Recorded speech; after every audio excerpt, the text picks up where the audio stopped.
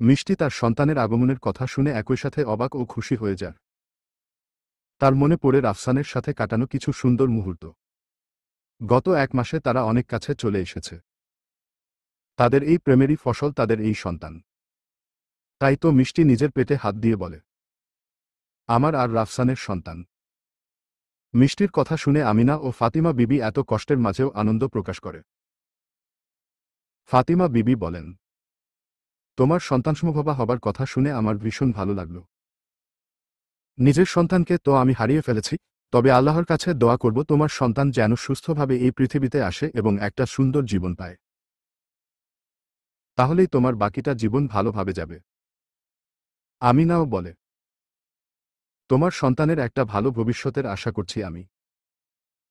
তুমি মিস্টার রাফসানকেও এই সুখবরটা দিয়ে দাও যে তার সন্তান এই পৃথিবীতে আসতে চলেছে। মিষ্টি খুশি প্রকাশ করে বলে, ঠিক বলেছ তুমি আমিনা। আমার রাফসানকেও এই খুশির খবরটা দেয়া উচিত। বলেই মিষ্টি নিজের ফোন বের করে রাফসানকে কল দিতে থাকে। কিন্তু ফোনটা বারবার রিং হবার পরেও রাফসান ফোনটা রিসিভ করে না।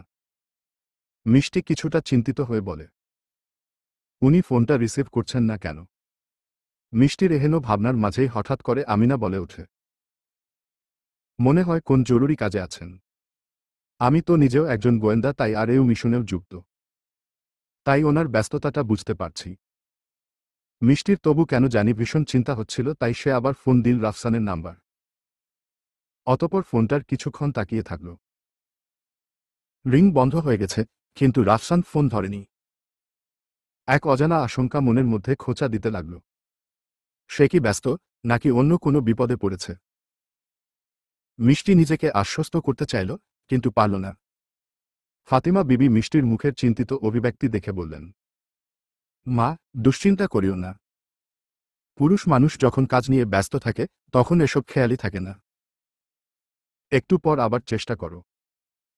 মিষ্টি হালকা হাসল, তবে মন থেকে অস্থিরতা কাটল না।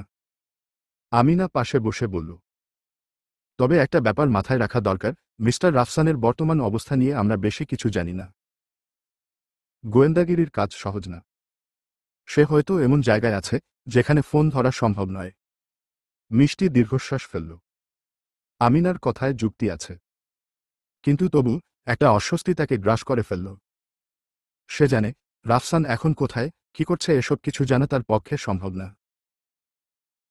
তবু সে আবার ফোন দিল। এবারও রাফসান ফোন ধরল না, বরং কয়েক সেকেন্ড পরেই একটা মেসেজ এল, আমি ব্যস্ত আছি, পরে কথা হবে। মিষ্টি ফোনের স্ক্রিনের দিকে তাকিয়ে রইল। কিসের এত ব্যস্ততা? মিষ্টির আশঙ্কা যেন বাড়তে লাগল। মিষ্টির চোখে পানি এসে গেল, কিন্তু সে নিজেকে সামলে নিল। ফাতিমা বিবি আর আমিনা বিষয়টা বুঝতে পারছিলেন। ফাতিমা বিবি বললেন, কিছু কিছু সুখবর সময় নিয়ে বলতে হয় মা। ঠিক সময়ে বলবে। এখন নিজের শরীরের খেয়াল রাখো। মিষ্টি মাথা নাড়ল, কিন্তু তার মনে হচ্ছিল কিছু একটা ঠিকঠাক নেই। রাফসান ভূমধ্যসাগরের তীরে সন্ত্রাসীদের ধরতে এক ভীষণ জরুরি অভিযানে যুক্ত হয়েছে। মূলত সন্দেহ করা হচ্ছে যে ভূমধ্যসাগরের নিচে সন্ত্রাসীরা কোন গোপন আস্তানা গড়ে তুলেছে। সেই আস্তানার সন্ধান পেতেই এই অভিযানটা চালু করা হয়েছে। রাফসানের দলের এক লোক এসে রাফসানকে বলল, অনেকক্ষণ তো খুঁজলাম, তবুও তো কোন প্রমাণ খুঁজে পেলাম না। রাফসান রুক্ষ কণ্ঠে বলল, এত সহজে হাঁপিয়ে উঠলে চলবে না।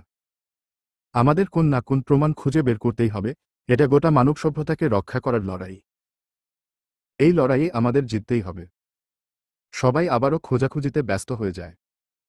হঠাৎ করেই একজন পুলিশ কর্মকর্তা বলে ওঠেন, এদিকে আসুন সবাই। এখানে টানেলের মতো কিছু একটা দেখতে পাচ্ছি। কথাটা শুনেই রাফসান সহ সবাই সেদিকে ছুটে যায়। গিয়ে দেখতে পায় সেখানে একটা টানেল জাতীয় কিছু আসে। এই টানেলটা একদম ভূমধ্যসাগরের কোল ঘেঁষে, অথচ মাটির কয়েক ফুট নিচে তৈরি। মাটি খুঁড়েই এই টানেলটা খুঁজে পাওয়া গেছে। একজন জানতে চায়, এখন আমরা কি করব? এই টানেলের ভেতরে যাব। রাফসান বলে, এভাবে যাওয়া ঠিক হবে না। কারণ আমরা জানি না এর ভেতরে ঠিক কি থাকতে পারে। আমাদের আগে কিছু বিশেষজ্ঞর সাথে কথা বলতে হবে। ফ্রান্স সরকারের থেকেও অনুমতি নিতে হবে। বাকি সবাই সম্মতি দিয়ে মাথা নাড়ায়। অতঃপর রাফসান বলে, আমি একটু আশপাশটা ভালো করে খুঁজে দেখছি। যদি আরও কোন কিছু প্রমাণ খুঁজে পাই তাহলে ভালো হবে। বলেই রাফসান তার কিছু টিমমেট নিয়ে ভূমধ্যসাগরের তীরে এসে উপস্থিত হয়। এমন সময় তার মিষ্টির কথা মনে পড়ে। মিষ্টি বারবার তাকে ফোন দিচ্ছিল। তখন ব্যস্ততার জন্য মিষ্টিকে ফোন দেয়া হয়নি।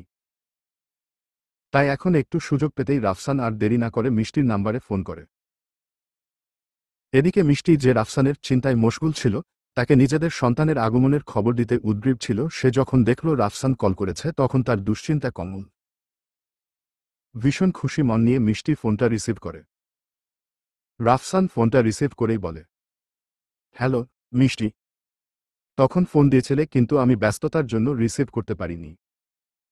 পরে মেসেজ দিয়েছিলাম। যাই হোক, এখন বলো কেন বারবার ফোন করছিলে? কোন জরুরি কথা কি জানাতে চাও? মিষ্টি প্রফুল্ল চিত্তে বলে, আপনাকে ভীষণই একটা খুশির সংবাদ দিতে চাই, যা শোনার পর আপনি চমকে উঠবেন। আপনার জীবনের সেরা খুশির খবর হতে চলেছে এটি। মিষ্টির কথায় রাফসান কিছুটা আগ্রহ নিয়ে বলে, কি এমন খুশির খবর যা শুনে আমি এতটা খুশি হব? মিষ্টি সহাস্যে বলে, আপনি বা। মিষ্টি নিজের পুরো কথা শেষই করতে পারে না, এমন সময় হঠাৎ একটি তীব্র বিস্ফোরণের শব্দ শুনতে পায়। অতঃপর ফোনটাও কেটে যায়। মিষ্টির রুহু যেন কেঁপে ওঠে। সে কাঁপা কাঁপা কণ্ঠে বলে, হ্যালো রাফসান, আপনি শুনতে পাচ্ছেন আমায়? কিসের শব্দ হলো? আপনি কি ঠিক আছেন? কিন্তু বিপরীত দিক থেকে কোন উত্তর আসে না।